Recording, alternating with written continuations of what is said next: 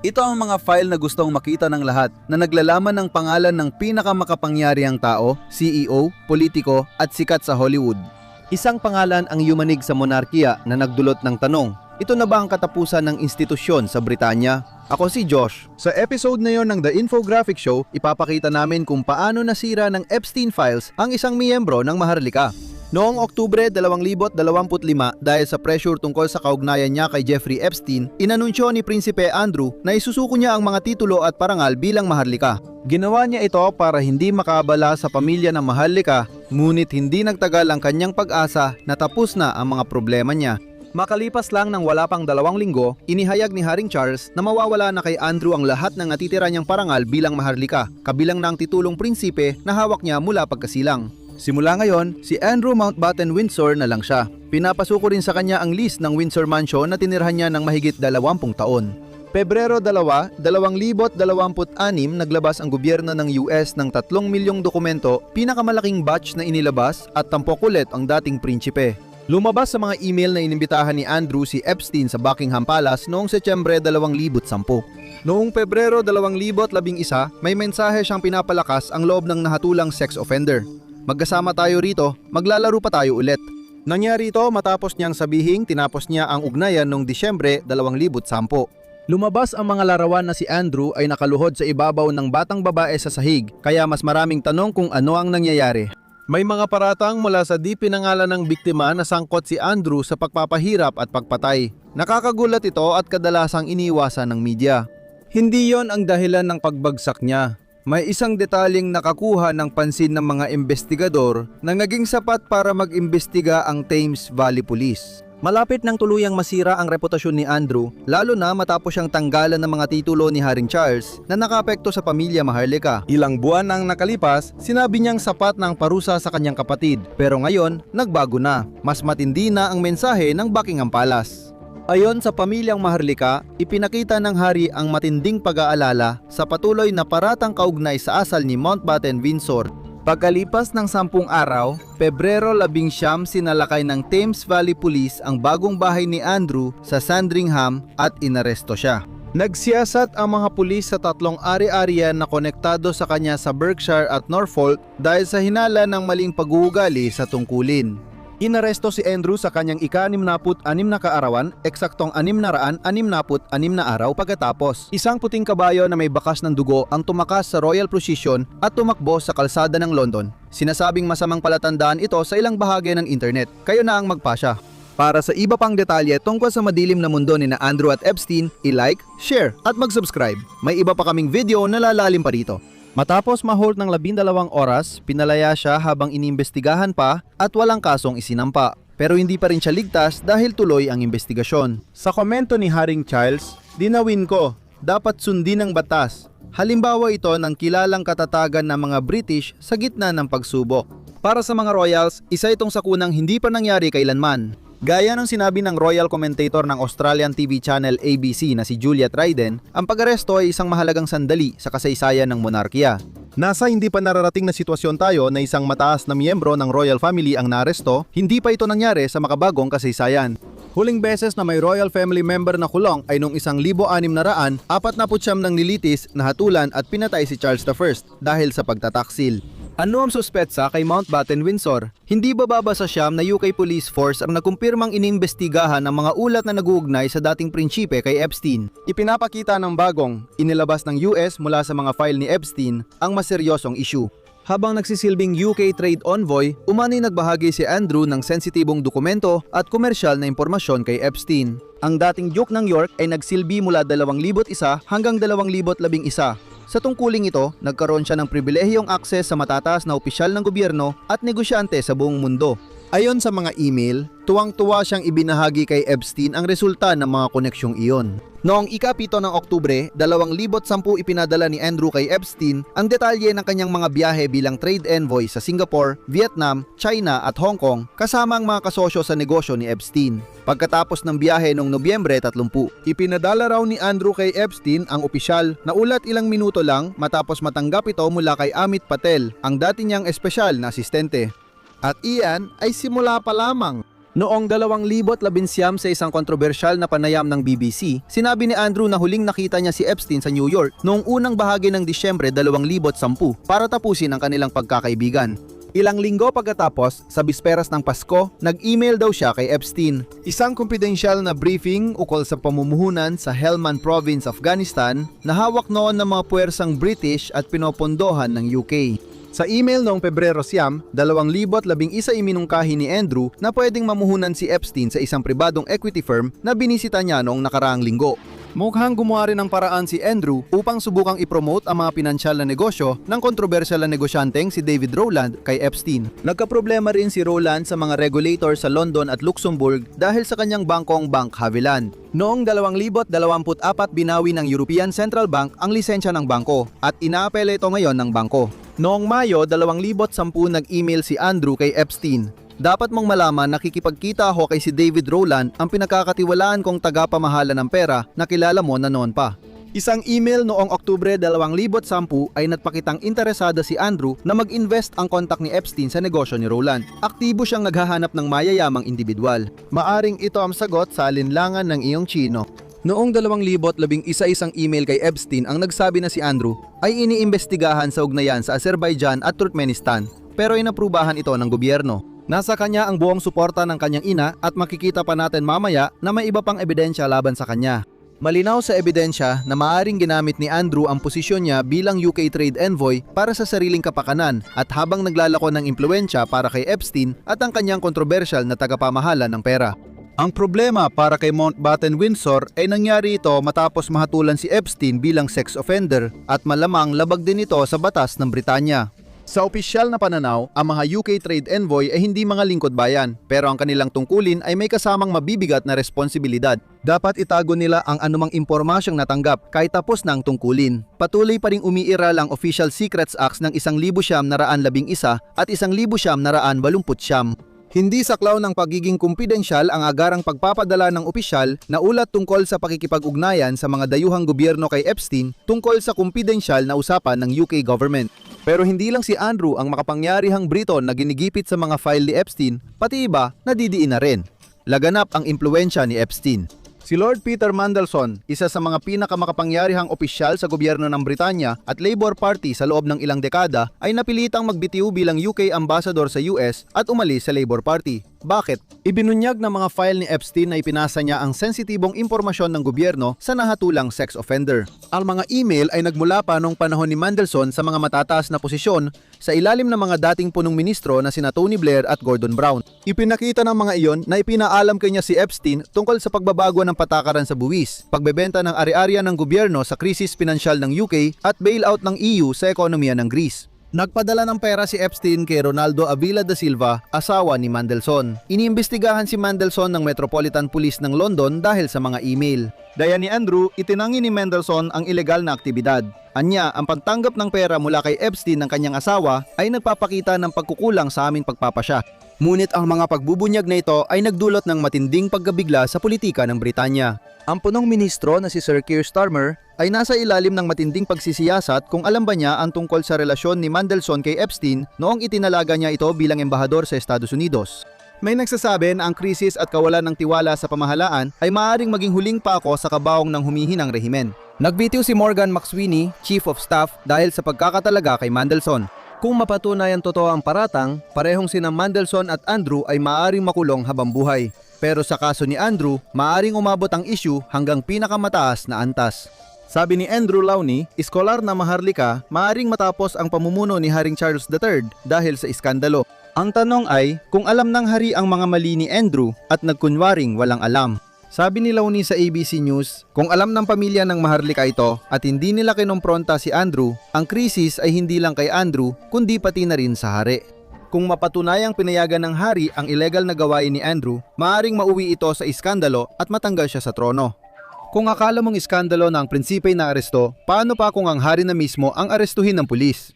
Ayon kay Dr. Jonathan Rogers, isang eksperto sa hustisyang kriminal sa Cambridge University, malabong makulong ng matagal ang sinuman sa kanila. Kung mapatunayang nagkasala, sabi ni Rogers, dapat mapatunayan ng mga piskal ang 4 na bagay para sa hatol. Una, dapat patunayan na ang akusado ay may pampublikong posisyon. Pangalawa, sinadya niyang magpabaya o abusuhin ang posisyon. Pangatlo, ang kapabayaan o pang-aabuso ay sadyang malala na katumbas na ng pag-abuso sa tiwala ng publiko.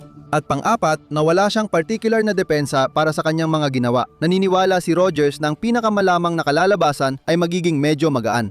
Iniisip ko na ang isang taong nahatulan ng katulad ng mga kasalanan ay karaniwang aasahan na hindi lalampas sa 2 o 3 taon sa kulungan ayon kay Rogers sa ABC.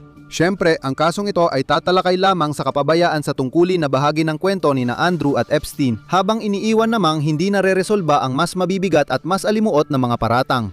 Sabi ng iba, nagiging paraan lang ang kaso ng public misconduct para maitago ang mga iyon. Madaling maintindihan kung bakit gusto ni na Charles, Andrew at iba pang maharlika na ilibing ang mga paratang na ito sa pananaw ng Buckingham Palace. Halos 2 dekada nang may hinala kay dating Prinsipe Andrew dahil sa kanyang kontrobersyal na nakaraan. Pebrero 11, 2011, inilatala ng The New York Post sa harap na pahina ang larawan ni na Andrew at Epstein na magkasamang naglalakad sa Central Park, New York.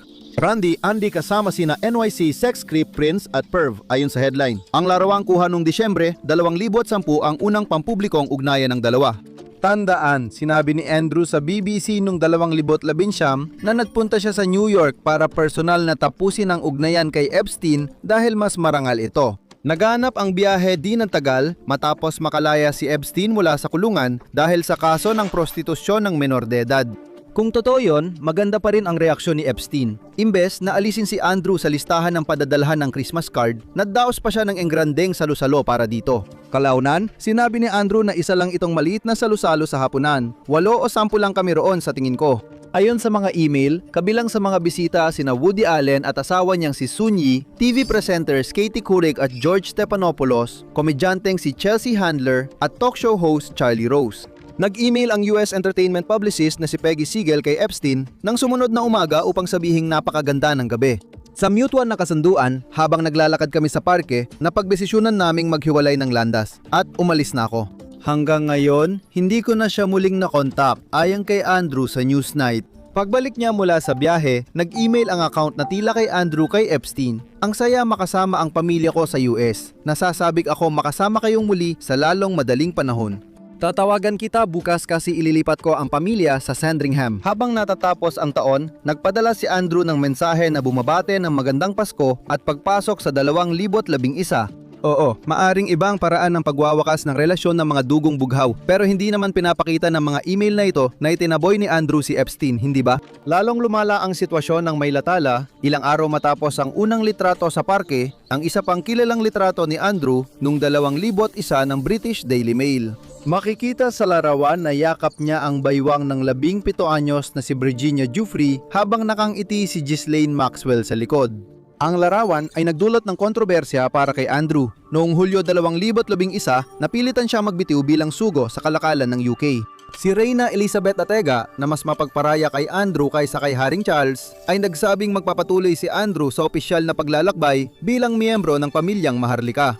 Hindi pa rin natatapos ang problema ni Andrew. Noong Enero 2015, inakusahan ni Giuffre na ibinugo siya ni Epstein kay Andrew para makipagtalik ng maraming beses nung siya'y 17 anyos pa lang. Hindi lang si Giuffre ang nag-akusa ng sexual na pang-aabuso kay Andrew. May isa pang nagsabing kasabwat siya sa pagpapahirap at pagpatay. Kamakailan, lumabas ang isa pang iskandalo mula sa bagong mga dokumento ng gobyerno ng Estados Unidos. Noong 2020, sinabi ng isang babaeng Briton sa FBI na ibinugaw siya ng sarili niyang ama kay Andrew noong kalagitnaan ng dekada 90. Ikinuwento niya na dinala siya sa mga party sa greenhouse sa Thorpe kung saan nabangga siya ng sasakyan ni Prinsipe Andrew na nagdulot ng pinsala at impeksyon sa tadyang, balakang at binti. Ayon sa ulat ng FBI, sinabi niyang nagising siya habang inaabuso siya ni Andrew doon din.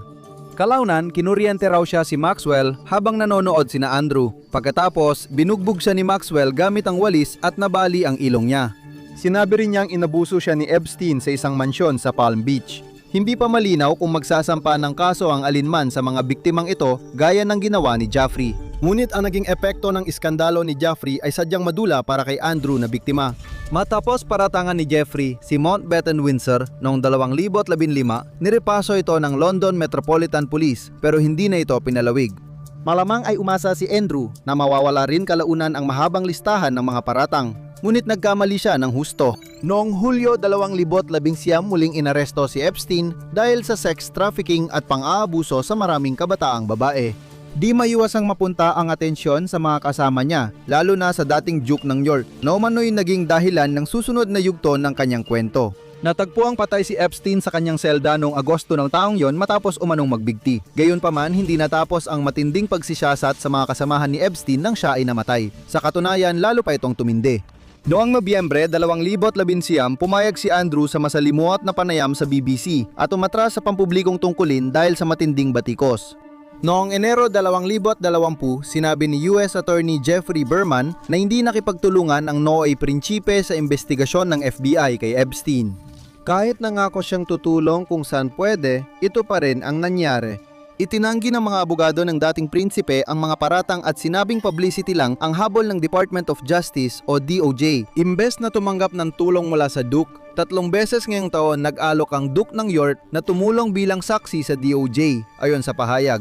Hindi sumang-ayon ng DOJ at noong Hulyo ay formal na humiling sa UK na tulungan silang makapanayam si Mountbatten Windsor kaugnay ng investigasyon kay Epstein, ngunit walang naganap na panayam. Sa kabila nito, napunta pa rin sa hukuman si Andrew.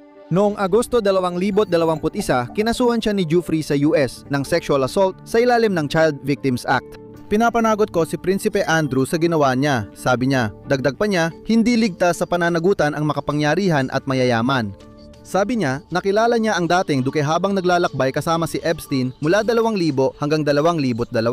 Ayon sa kanyang mga abogado, palaging ginagamit siya ni Epstein para sa sexual na layunin at ipinapahiram pa sa ibang makapangyarihang lalaki tulad ng dating prinsipe. Inakusahan ni Giuffre si Andrew na pinilit siyang makipagtalik at inabuso sa bahay ni Maxwell sa London, sa mga ari-ari ni Epstein sa Manhattan at Little St. James na tinatawag ding isla ni Epstein. Sa huling kaso, sinabi ni Giuffre na kasama siya sa kasuklam-suklam na orgy kasama sina Andrew, Epstein at ilang babae. Paulit-ulit na itinanggi ni Andrew ang mga paratang at iniulat na muling sinuri ito ng Met Police. Noong Oktubre, inanunsyo nilang kulang ang ebidensya para ituloy ang kriminal na investigasyon. Noong Enero 2022, tinangka ng legal team ni Andrew na ibasura ang kaso pero tumanggi ang korte, kaya magpapatuloy ang pagkuha ng pahayag at ebidensya. Matapos ang isang buwan, nagkasundo sila para maiwasan ang nakakahiya na paglilitis. Hindi man niya inamin ang mga paratang ni Giuffre, kinilala ng dating duke na siya ay biktima ng sexual na pang-aabuso. Hindi ibilunyag ang halaga ng kasunduan, pero ayon sa legal na eksperto, maaaring lampas ito sa $10 milyong. Di rin malinaw ang pinagmulan ng pondo, pero may balitang ang reyna ang nagpondo sa bahagi nito. Gayunpaman, naibigay na ba talaga ang hustisya? Noong Marso 2025, ibinalita ni Giuffre sa Instagram na siya ay naaksidente sa bus at 4 na araw na lang ang natitira sa kanyang buhay. Matapos ideklara ng mga doktor na may sakit siya sa bato, natagpuan siyang patay noong Abril 25, 2025 sa kanyang bahay sa Nergaby, Kanlurang, Australia.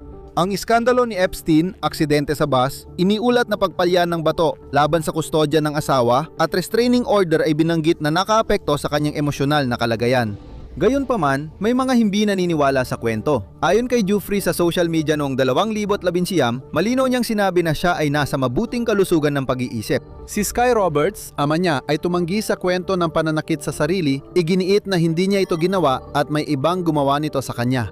Binigyang diin niya ang lakas ng loob nito at sinabing marami pa siyang dahilan para mabuhay. Naiintindihan naman, kahit walang konkretong ebidensya ng anumang masamang ginawa, patuloy pa rin ang panawagan para sa isang kumpleto at transparent na investigasyon. Samantala, lalong tumitindi ang pressure kay Andrew araw-araw dahil ang mga pagsisiwalat mula sa Epstein files ay patuloy na nagdudulot ng mga bagong problema. Noong Pebrero 2026, hiniling ni dating punong ministro Gordon Brown ang investigasyon kung ginamit ni Andrew ang mga biyahe ng militar at base ng Royal Air Force na pinondohan ng buwis para makipagkita kay Epstein. Ang dating prinsipe na kilala bilang Air Miles Andy ay pinagsususpetsahang gumamit ng mga charter draft flight para sa personal na lakad gaya ng posibleng pagkikita kay Epstein sa ilalim ng tungkulin bilang sugo ng kalakalan.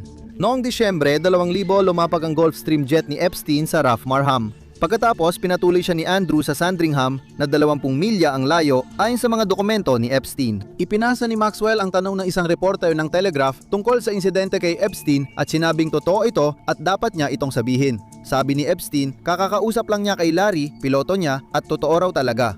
Ibinunyag ng BBC na ginamit din ni Andrew ang pera ng UK taxpayers para sa mga masahe.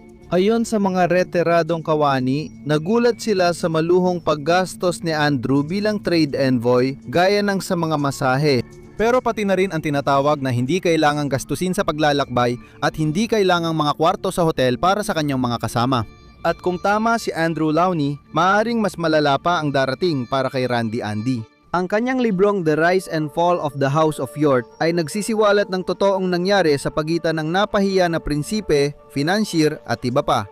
Batay sa taon ng pananaliksik, archive ng BBC, panayam at leaked emails, ipinapakita ng investigasyon ni Lawney ang matinding larawan. Isang lalaking protektado ng royal na pribilehiyo na lulong sa pakikipagtalik mula bata at nasira dahil sa alyansa sa notorious na sex offender. Sabi ni Lawney, tinawag ni Epstein si Andrew na kanyang Super Bowl trophy.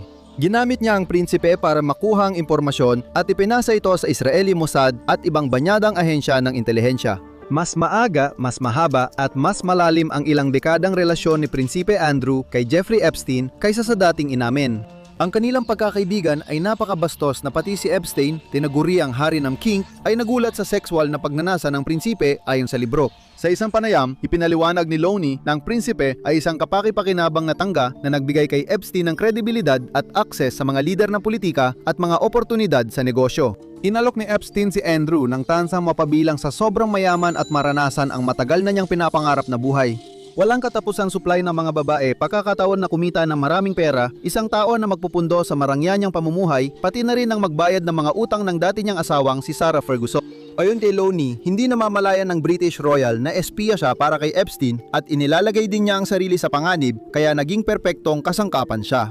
Hindi lang si Lawney ang nagsabi nito, pati ang dating mentor ni Epstein na si Stephen Hoffenberg, isang serial na maluloko, ay nagkwento rin ng pareho. Si Hoffenberg, dating chairman ng Towers Financial Corporation, isang debt collection agency na nabunyag bilang Ponzi scheme ng isang Ponzi scheme noong 1993. Tinukoy ito ng Securities Exchange Commission bilang isa sa pinakamalaking Ponzi scheme sa kasaysayan. Noon, gumamit ang Towers Financial ng pekeng financial statements para akitin ang mamumuhunan sa pamamagitan ng panlilinlang. Si Hoffenberg ay nakulong ng 18 taon. Ayon sa kanya, kasabwat niya si Epstein sa Ponzi scheme at araw-araw silang gumagawa ng maraming krimen. Ayon kay Hoffenberg, may kakaibang kakayahan siyang kontrolin at impluwensyahan ang mga taong nakikilala niya gamit ang karisma niya. Sa panayam sa The Sun, noong 2020, sinabi ni Hoffenberg na madalas magyabang si Epstein sa mga kaibigan niya kung paano niya ibebenta ang mga sikreto ni Prinsipe Andrew sa Mossad. Sabi ni Hoffenberg, alam ni Epstein na kaya niyang manipulahin si Andrew. Isa itong matibay na katotohanan. Talagang magaling si Epstein mangmanipula. Lubos na nirerespeto ni Andrew si Epstein at labi siyang humanga rito, kaya yon ang naging dahilan kung bakit naging mahina siya kay Epstein. Sinabi ni Hoffenberg na tinawag ang eroplano ni Epstein na Lolita Express na may listahan ng mga batang babae para sa mga party na inihanda niya para sa kanyang mga kaibigan tulad ni Prinsipe Andrew. Lahat ay naitatala ng honeypot camera sa mga party para magamit ni Epstein at maibigay ang footage sa Mossad. Naalala ko na madalas nandun si Andrew sa mga event niya noong nakuha niya ang bahay sa Manhattan, sabi niya. Mahina si Andrew sa babae at marangyang pamumuhay, si Epstein ang nagbigay nito. Tapos binibigay ni Andrew ang impormasyon kay Epstein na dinadala sa Israel. Matapos pagsilbihan ang 18 sa kanyang 20 taong sentensya, naging born-again Christian si Hoffenberg at sinabing tumutulong siya sa kanyang mga biktima. Namatay siya noong Agosto 2022 sa edad na 77. At mula sa pananaw ni Andrew, malamang na isa itong masuwerte na pangyayari. Ano ang susunod na mangyayari? Sabi ni Lawney, umpisa pa lang ang mga revelasyon sa mas malalim na issue sa sexual na hilig ni Andrew na nagsimula noong bata pa siya. Lumala ang problema nang mawala ang pagkabirhen ni Andrew matapos kumuha ng 2 escort ang ama ng kaibigan para sa kanila. Sabi rin ng source ni Lawney, naging biktima ng sexual na pang-aabuso ang prinsipe. Si Ian Halperin, isang Canadian na mamamahayag, ang nag-iisang reporter na kapanayam ng matagal si Epstein bago ito namatay at binigyan niya si Lawney ng eksklusibong access sa kanyang mga record. Sa email, iginiit ni Epstein na pareho sila ni Andrew bilang serial na sex addict at nagsalurin sa isang mga babae. Si Andrew lang ang kilala kong mas obsessed sa sex kaysa sa akin, sabi niya.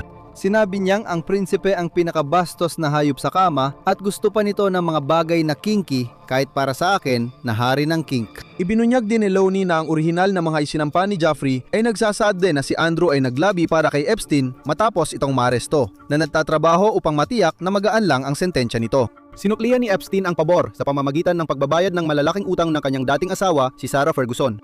Nagulat ang British media sa mga paratang at isang headline ang nagsabing maaring lihim na video si Prinsipe Andrew kasama ang mga batang babae na inabuso umano niya. Nagmamadaling nag-email si Andrew kay Maxwell. Sabihan mo ako kung kailan tayo pwedeng mag-usap. May mga particular na tanong ako tungkol kay Virginia. Naglabas ang Buckingham Palace ng matibay na pagtanggi sa paratang kay Andrew na mariinding itinanggi ng pamilyang Maharlika na nagkaroon ng anumang sexual na contact o relasyon ang Duke ng York kay Virginia Roberts. Mukhang hindi na siya pinoprotektahan ng palasyo ngayon. Matapos ang mga taon ng pagpapalit-palit sa pagitan ng pananahimik tungkol sa kanyang sexual na pang-aabuso at tahasang pagtanggi sa mga paratang, malinaw na mas mahigpit na ang paninindigan ng Buckingham Palace. Nariyan pa rin ang banta ng dagdag na pagbubunyag. Ayon kay Lone, kung isasama ang seryosong investigasyon sa mga umano'y kabuktutan ng prinsipe sa pag-usisa ng kanyang maling asal, posibleng tuluyang masira ang kredibilidad ng pamilyang Maharlika, magdulot ng impeachment at magwakas sa House of Windsor. Hindi ito ang unang eskandalong yumanig sa palasyo. Alamin ang iba pang detalye at maruruming lihim ng pamilyang Maharlika na nabunyag o i-click ang video na ito.